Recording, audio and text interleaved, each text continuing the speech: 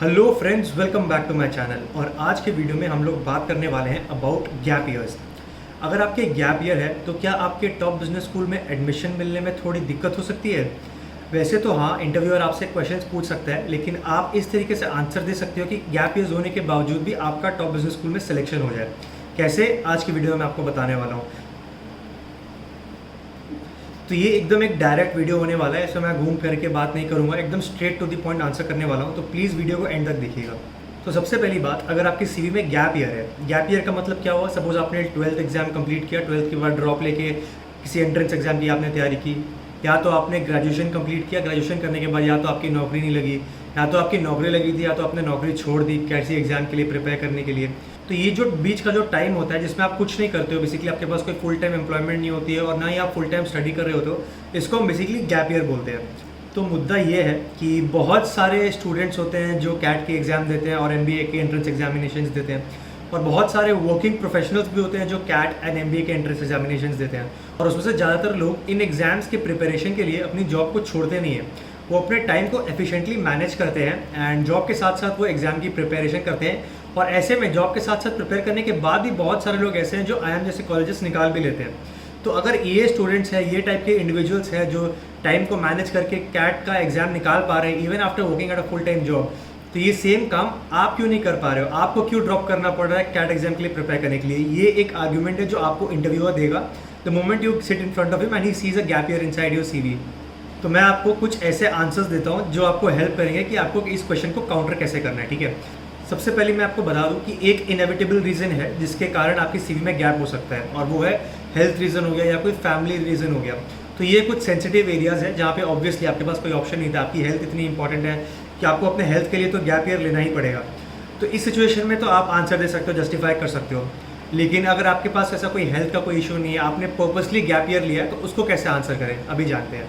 तो सबसे पहली बात, even if you have left your job and taken a gap year to prepare for the CAT exam, चलो फिर या यूपीएससी हो गया, चलो कोई भी गवर्नमेंट एग्जाम होगा, यानी कोई भी एग्जाम के लिए अगर आपने प्रिपेयर करने के लिए अगर आपने गैप ईयर लिया है, तो ये चीज़ आपको इंटरव्यू को बिल्कुल भी नहीं बताना है। क्योंकि एक बार आपने ये बता दिया इंटरव्यू को, तो उन लोगों का ये एग्जाम्पल देने लग जाएगा जो जॉब के साथ साथ इन एग्जाम्स को प्रिपेयर करते हैं और इन एग्जाम्स को क्रैक भी कर लेते हैं, और आपके पास इस चीज़ के लिए फिर काउंटर आंसर नहीं होगा। तो आपको बेसिकली अपने इंटरव्यू को ये जस्टिफाई करना है कि आपने उस गैप पीरियड के दौरान में किया क्या। ठीक है, अब मैं आपको कुछ एग्जाम्पल्स देता हूँ कि आप उनको क्या आंसर बोल सकते हो। ठीक है, सबसे पहला आप आंसर को दे सकते हो कि आपका एरिया ऑफ इंटरेस्ट चेंज हो रहा है। सपोज आप अभी आईटी में काम कर रहे हो, या तो आप कस्टमर सेंटर में काम कर रहे हो, और आपका इंटरेस्ट थोड़ा है मार्केटिंग की तरफ जाना, फाइनेंस की तरफ जाना, ह्यूमन रिसोर्सेज की तरफ जाना, या तो ऑपरेशंस की तरफ जाना, और आप जो भी फील्ड में काम कर रहे हो वो एकदम डिफरेंट है from what you will study in your MBA and what type of job you will get after completing your MBA. तो आप इस तरीके से जस्टिफाई कर सकते हो कि आप अभी आईटी का काम कर रहे थे, लेकिन आप ऐसा चाह रहे थे कि एमबीए करने से पहले आप एमबीए से थोड़ा रेलेवेंट वर्क एक्सपीरियंस लेना चाह रहे थे। अब डायरेक्ट जॉब तो मिल नहीं पा रही थी आपको, तो आपने क्या किया, आपने इंटर्नशिप्स लुकआउट किए, उस सिमिलर फील्ड में इंटर्नशिप्स किए, आपने कुछ ऐसे कोर्सेज किए रिलेटेड उस पर्टिकुलर टॉपिक के जिसमें आप एमबीए करने वाले हो, और अपनी स्किल सेट को एनहांस किया। तो बेसिकली आपको यही जस्टिफाई करना है कि आप उस पर्टिकुलर टाइम पीरियड के दौरान एकदम खाली और वेले नहीं बैठे हुए थे। आपको अपने करियर एंड आपकी प्रोफाइल की चिंता है, और कैट के एग्जाम प्रिपरेशन करने के साथ साथ आपने इंटर्नशिप्स भी किए और बहुत सारे कोर्सेज एंड सर्टिफिकेशंस भी किए which is related to what you will do in an MBA, and it is going to add a great value addition after you complete your MBA as well.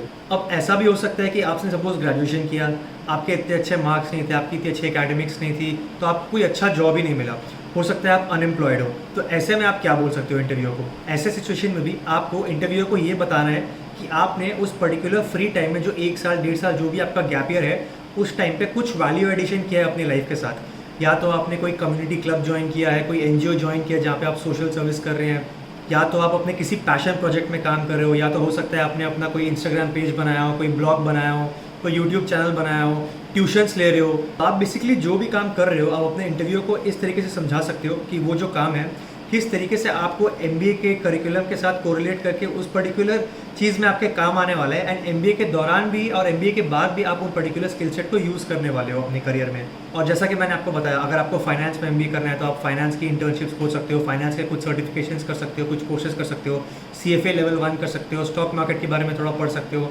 Basically आपको interview को दिखाना है कि आप उस particular subject के ऊपर बहुत इंटरेस्टेड हो, एंड इसलिए आपने अपना होमवर्क 1 साल पहले ही चालू कर दिया है and this will also be looked at from a very positive perspective. एक और तरीका जिससे कि आप अपने इंटरव्यू को थोड़ा एक्सप्लेन कर सकते हो अपने गैप ईयर के बारे में, लेकिन ये तरीका सिर्फ कुछ स्पेसिफिक लोगों के लिए लिमिटेड है जिनके पेरेंट्स बिजनेस में इन्वॉल्व है या तो कोई भी टाइप ऑफ बिजनेस कर रहे हैं। सपोज वो कोई दुकान चला रहे हैं, ट्रेडिंग कर रहे हैं या कोई भी बिजनेस कर रहे हैं, स्मॉल स्केल बिजनेस भी हो, मीडियम स्केल बिजनेस भी हो, लार्ज स्केल बिजनेस भी हो, बिजनेस के स्केल से फर्क नहीं पड़ता है। कोई भी अगर छोटा मोटा बिजनेस भी अगर आपके पेरेंट्स कर रहे हैं तो आपको बेसिकली इंटरव्यू को ये जस्टिफाई करना है कि आपने उस पर्टिकुलर बिजनेस में ऐसा क्या वैल्यू एडिशन किया है that was a huge learning for you. जैसा कि मैं एग्जांपल बताता हूँ, आप अपने पेरेंट्स के बिजनेस में सेल्स में हेल्प कर सकते हो, मार्केटिंग में हेल्प कर सकते हो, उनकी डिजिटल मार्केटिंग कर सकते हो। मेरे बैच में एक लड़का था जिसके फादर का एक शू शॉप था, तो उसने बेसिकली उस शू शॉप पे एक GMB पेज बनाया, गूगल मैप बिजनेस पेज बनाया और उसका एक इंस्टाग्राम अकाउंट बनाया और उसने बहुत सारा कंटेंट डाला उस चीज़ को रिलेटेड लेके एंड बहुत सारे ऐसे डिजिटल मार्केटिंग कैंपेन चलाए उसने, फेसबुक में ऐड चलाए, गूगल में ऐड चलाए नियर बाय द एरिया जहाँ पे उसके फादर की वो शॉप थी। And as a result of which he was able to get a 35-40% increment in revenue and sales in the following months जब से उसने ये कैंपेन चालू किया। तो this was a very huge value addition for him. तो अगर आप ऐसा कुछ कर सकते हो अपने फैमिली बिजनेस के साथ तो it will be a really great value addition for you and you can hence justify your gap year there as well. One tip that I would want to give to you is that you should be honest and be open with your answers. Don't try to fake it, क्योंकि अगर आप fake करने की कोशिश करेंगे तो interview को ज़रूर समझ में आ जाएगा।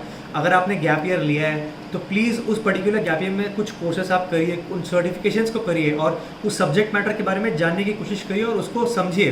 क्योंकि अगर इंटरव्यू ने पूछ लिया आपसे कुछ क्वेश्चन ही पूछ लिया, चलिए आपने ये कोर्स किया है, इस कोर्स के बारे में आप बताइए क्या किया आपने, उसके टॉपिक के बारे में आपसे पूछने लगे और अगर आप उस मोमेंट में बता नहीं पाओगे then your chances of selection will become very bleak.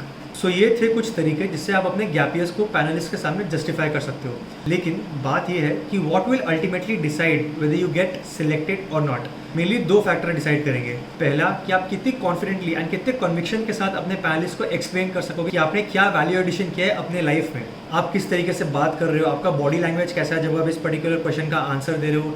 ये सब चीज़ें ओवरऑल डिसाइड करेगी कि आपके आंसर को इंटरव्यू बाय कर रहा है या नहीं। और दूसरा कि आप पैनलिस्ट को कन्विंस कर सकते हो कि आप जो भी रीज़न उनको दे रहे हो, जो मैंने अभी आपको ऊपर बताया वीडियो में, उस पर्टिकुलर चीज़ को करके आपको आपके MBA के जो 2 साल या 1 साल या जो भी साल का आप MBA कर रहे हो उसमें वैल्यू एडिशन प्रोवाइड हो रहा है। और MBA करने के बाद भी अगर आप उसको रिलेट कर पाओगे जो टाइम आपने यूटिलाइज किया अपने गैप ईयर्स के दौरान, then it will be a very very positive thing for you. Panelist को ऐसा लगना चाहिए कि आपने उस गैप ईयर में जो भी काम किया है आपकी पर्सनल एंड प्रोफेशनल परस्यूट्स के लिए वो एक्चुअली में बहुत काम आए। आप अगर इस चीज़ को जस्टिफाई कर पाते हो तो आपका सिलेक्शन तय है। हर साल बहुत सारे ऐसे स्टूडेंट्स होते हैं जो 1 से 2 साल के गैप ईयर्स लेने के बावजूद भी IIM चले जाते हैं और टॉप बिजनेस स्कूल्स क्रैक कर लेते हैं। तो आप भी डेफिनेटली कर लेंगे अगर आपका गैप ईयर है, अगर आप इन चीज़ों को जो मैंने बताया इस वीडियो में उसको फॉलो करते हैं in letter and spirit. So ultimately gap year इतना बड़ा प्रॉब्लम भी नहीं है। It actually truly depends on how you are able to justify to your interview. I wish you all the best and see you in the next video.